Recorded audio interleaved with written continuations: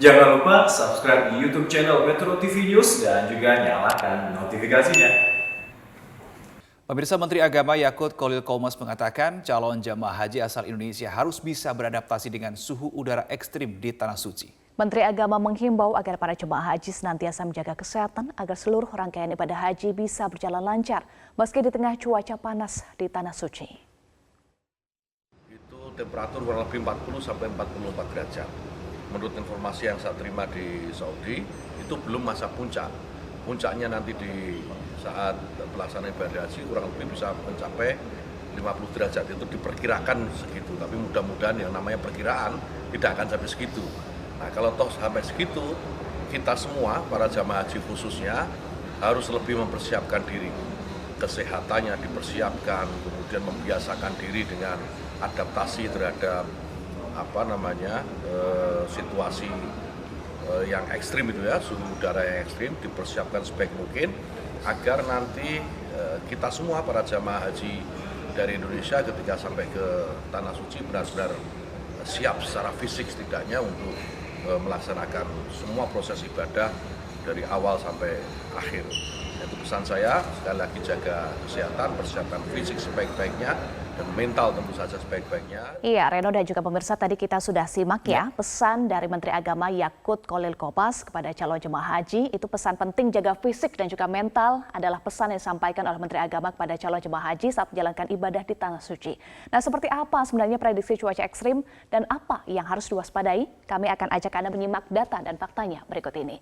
Sebetulnya berapa suhu di Arab Saudi? Nah, kita akan simak datanya, pemirsa. Untuk suhu di Arab Saudi, yang pertama boleh ditampilkan grafisnya. Teman-teman, ini adalah waspada suhu panas ekstrim ibadah haji tahun 2022. Ya, ini adalah prediksi cuaca panas ekstrim di sekitar Arab Saudi, Mekah dan juga Madinah. Untuk malam hari diprediksi suhu mencapai 42 hingga 44 derajat Celcius.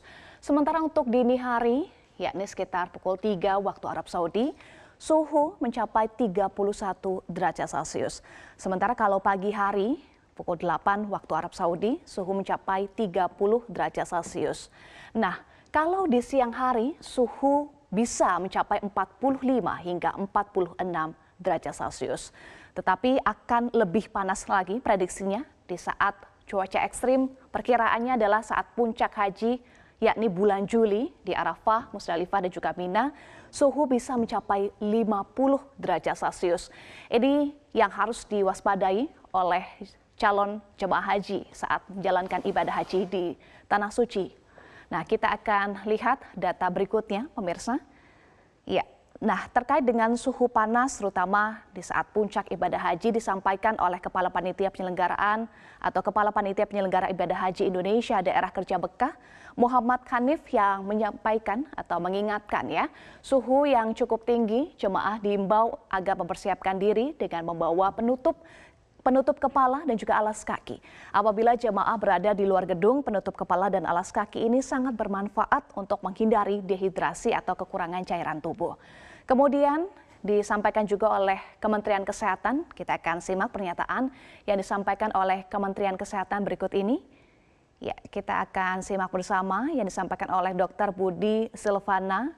Disampaikan oleh Kepala Pusat Kesehatan Haji Kementerian Kesehatan, para jemaah disarankan untuk menghindari paparan panas di luar gedung, selalu menggunakan APD seperti topi, sunblock, kacamata hitam, dan sesering mungkin menyemprotkan tubuh dengan cairan yang diberikan. Lalu tidak menggunakan baju hitam atau gelap karena akan menyerap panas. Itu disampaikan oleh pihak Kementerian Kesehatan. Sementara itu di tengah suhu panas dan juga atau suhu ekstrim, panas ekstrim, dehidrasi atau kekurangan cairan tubuh hingga heat stroke atau serangan panas bisa menjadi ancaman calon jemaah haji. Nah, heat stroke ini adalah serangan panas di mana kondisi paling berat pada tubuh akibat cuaca panas karena tubuh tidak bisa mengontrol suhu tubuh. Ada beberapa gejala dari heat stroke. Yang pertama adalah kebingungan, kondisi mental terganggu dan juga tidak jelas saat berbicara.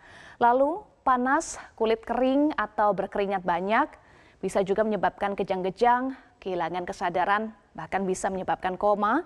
Lalu suhu tubuh ketika dicek sangat tinggi. Itu adalah gejala heat stroke yang harus diwaspadai, dan seperti yang tadi disampaikan oleh Menteri Agama Yakut Khalil Qomas, menghimbau kepada seluruh calon jemaah haji untuk menjaga fisik dan juga mentalnya.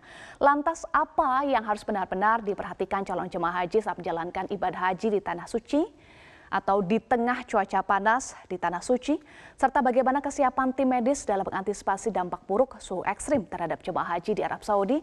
Kita akan tanyakan langsung pada Kepala Pusat Kesehatan Haji Kementerian Kesehatan, Dr. Budi Silvana. Assalamualaikum, selamat pagi Dr. Budi. Selamat pagi. Iya, salam sehat ya Dr. Budi. Tahun ini tahun ini calon jemaah haji dihadapkan dalam dua situasi ya. Yang pertama pandemi COVID-19 yang belum usai dan juga suhu panas yang ekstrim di Tanah Suci. Apa yang menjadi himbauan dari Kementerian Kesehatan, Dr. Budi? Ya, terima kasih, Mbak. Jadi pertama memang betul bahwa suhu saat ini cukup panas. Tadi benar, suhu 42, 44, daily rata-rata seperti itu. Bahkan di waktu-waktu tertentu memang bisa mencapai 50 bahkan lebih ya. Cuman Mbak, saya ingin menambahkan sedikit, yang mempengaruhi faktor kesehatan itu selain suhu ekstrimnya itu adalah tingkat kelembaban yang rendah gitu Mbak ya. Di Saudi udaranya sangat kering. Kemarin kami ukur kemarin ini di kurang lebih sore hari di Saudi tingkat kelembaban hanya 4%, ya sangat kering. Sedangkan di Indonesia kemarin di Jakarta kita ukur kelembabannya 91%. Artinya perbedaan ini sangat mempengaruhi kondisi kesehatan jemaah. Nah untuk itu kondisi ekstrim, suhu ekstrim panas, kemudian kelembaban yang sangat rendah di Saudi menyebabkan banyak jemaah, hampir semua orang yang tidak terbiasa dengan Saudi akan mengalami dehidrasi tanpa terasa begitu. Jadi tanpa terasa mereka mengalami dehidrasi, mereka tidak berkeringat begitu ya. Dan apalagi kalau minumnya jarang itu sangat berbahaya bagi jemaah. Untuk itu kita sarankan jemaah untuk sering minum, ya, sering minum. Tapi minumnya kalau bisa juga minuman yang paling tidak ada beroralit begitu, untuk mengganti mineral yang hilang. Jadi jemaah itu tidak hanya water loss, tidak hanya airnya yang hilang, tetapi mineral yang dibutuhkan oleh tubuh juga hilang, sehingga perlu ada pengganti. Nah itu tadi untuk mencegah heat stroke tadi Mbak. Jadi dua faktor tadi ya, suhu ekstrim dan juga kelembaban yang sangat tinggi di Saudi. Iya, suhu ekstrim dan juga kelembaban yang rendah ya di Tanah Suci. Baik, lalu selain harus banyak minum, apalagi himbauan dari Kementerian Kesehatan kepada para calon jemaah haji untuk betul-betul bisa menjaga fisik saat menjalankan ibadah di Tanah Suci?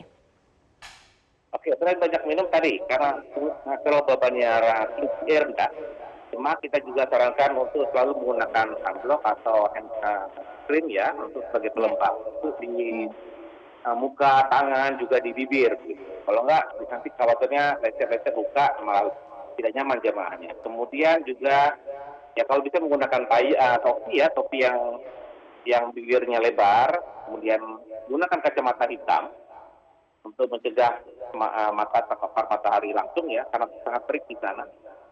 Dan juga jemaah tentunya kita tetap sarankan bermasker Mbak. Itu yang tetap kita sarankan. Jangan jadi tetap prokes selama berhaji. Itu yang kita minta Mbak. Karena tadi pandemi belum selesai dan penyakit menular lainnya juga tidak seluruhnya aman gitu. Baik. Nah, selain dehidrasi dan juga heat stroke, apalagi gangguan kesehatan yang harus diwaspadai, Dr. Budi? Oke. Satu lagi panas itu seperti pandemi ya. Pandemi sudah tadi berprokes selama berhaji. Tapi kita perlu ingatkan kembali lagi jemaah selama berhaji jangan lupakan untuk terus bermasker, baik di dalam ruangan maupun di luar ruangan. Karena gini Mbak, jemaah kita perlu kita ingatkan karena jemaah nanti begitu sampai di Saudi akan berinteraksi dengan jutaan orang dari berbagai negara dengan status imunisasi yang berbeda-beda begitu. Memang Indonesia cukup bagus saat ini status imunisasi warganya, tetapi negara-negara lain seperti di negara Afrika mungkin tidak sebagus kita. Jadi tetap kita sarankan jemaah untuk tetap berprokes. Yang ketiga, Mbak, yang perlu diantisipasi adalah faktor kelelahan. Ya, faktor kelelahan ini sering juga dialami oleh jemaah. Jemaah kita memang betul sangat religius, sangat antusias untuk beribadah selama proses haji, musim haji. Namun perlu diingat, tubuh itu juga bukan robot. Tubuh juga butuh istirahat ya. Jadi kita sarankan kepada jemaah Indonesia untuk fokus dulu kepada wajib hajinya, yaitu mulai dari wukuf di Arafah, Musdalifah, kemudian Mina. Jemaah punya cukup banyak waktu di Saudi untuk melakukan ibadah-ibadah lainnya. Jadi kami menyarankan tetap fokus dulu kepada ibadah haji, terutama rukun wajib hajinya. Jangan sampai nanti jemaah kelelahan duluan, wajib hajinya malah kewalahan. Nah, ini perlu kita terus ingatkan kepada jemaah. Baik, itu yang harus diantisipasi ya oleh jemaah. Nah, terkait dengan jika dalam kondisi calon jemaah ini mengalami dehidrasi atau dalam kondisi heat stroke, bagaimana penanganan dan juga pendampingan yang dilakukan? Oke, Mbak, jadi semua jemaah didampingi oleh tenaga kesehatan per kloternya. Ya, jadi kalau ada jemaah, untuk kita lebih mengutamakan pencegahan. Jadi kita minta tolong teman-teman yang ada di lapangan terus mengingatkan jemaah agar membawa juga, saya lupa bilang tadi, agar menggunakan semprotan yang setiap saat disemprot kepada tubuh mereka begitu, sehingga itu akan mengurangi panas yang ada. Halo, Mbak. Iya, baik. Pak, dari 100.051 jemaah haji asal Indonesia yang akan berangkat tahun ini, 35,81% atau sekitar 25.481 jemaah ini memiliki rasiko tinggi ya karena komorbid atau penyakit penyerta. Bagaimana pendampingan dan juga pengawasannya? Oke, kami bedakan menjadi dua bagian, Mbak ya. Pertama, jemaah tadi ada 35%, kami koreksi 35% ternyata yang baik, 35% ya. Ya, kurang lebih 35%. Dari 35% ini setelah kami filter lagi, kurang lebih ada 3.000 jemaah yang sangat-sangat risiko. Yang ini yang akan kami monitor kesehatannya lewat, untuk yang sangat risiko ini melalui teknologi ya. Jadi mulai tahun ini kami menggunakan tele jamaah namanya, yang dilengkapi dengan wristband, yang digunakan nanti disematkan oleh lengan jemaah, yang mana nanti kondisi vital sign, tanda-tanda vital dari jemaah itu akan dimonitor baik oleh sistem gitu. Hingga petugas yang ada di KKHI kita, di kantor kita, akan memonitor kondisi kesehatan mereka. Itu satu. Sementara bagi jemaah yang lain, baik riski maupun non-riski, akan dimonitor melalui aplikasi telejamaah, Mbak, yang ada di Android, atau di HP Android bisa digunakan itu. Selain menggunakan teknologi adalah jemaah juga akan dikontrol secara langsung ya oleh petugas yang ada. Namun karena memang tahun ini jumlah Ya, silakan. Karena jumlah pendampingnya agak turun ya tahun ini ya. Ya, betul. Jadi karena ada pengurangan petugas yang cukup banyak ya, karena kita tahu biasanya setiap tahun satu kloter itu didampingi oleh 3 tenaga kesehatan. Tetapi tahun ini setiap kloter hanya didampingi oleh 2 tenaga kesehatan, sehingga ini akan cukup mempengaruhi kinerja petugas. Ya tadi akhirnya penggunaan teknologi itu akan cukup membantu untuk memonitor kesehatan jemaah. Kalau biasanya selama ini untuk mengecek kesehatan jemaah itu petugas harus mendatangi satu persatu semua jemaah yang ada. Tapi dengan menggunakan teknologi tidak perlu semuanya dikunjungi. Karena untuk jemaah-jemaah yang risiko otomatis by system akan dikontrol oleh jemaah itu melalui smartwatch atau wristband yang mereka gunakan gitu. Itu kita berikan secara cuma-cuma alias gratis. Salah satu langkah dilakukan adalah monitoring kesehatan melalui teknologi ya, dan juga himbauan sudah diberikan agar seluruh jemaah bisa menjalankan ibadah haji dengan tetap sehat ya. Pak Budi, kita doakan bersama lancar. Terima kasih Dr. Budi Silvana sudah bergabung bersama kami di Metro Pagi Prime Time. Salam sehat Pak Budi. Terima kasih Mbak Eva.